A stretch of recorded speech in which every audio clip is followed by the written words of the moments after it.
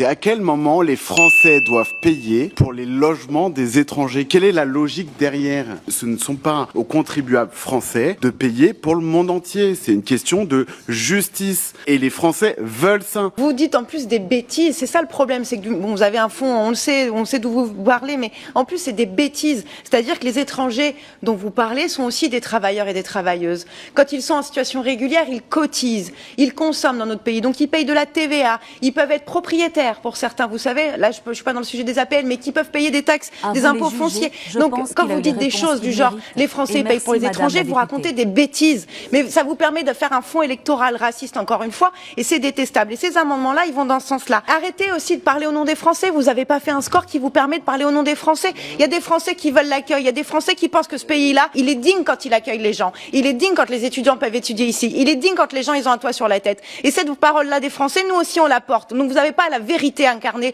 ici, dans cette assemblée, et encore moins dans la population française. Donc c'est insupportable de vous entendre dire des bêtises pareilles, en fait.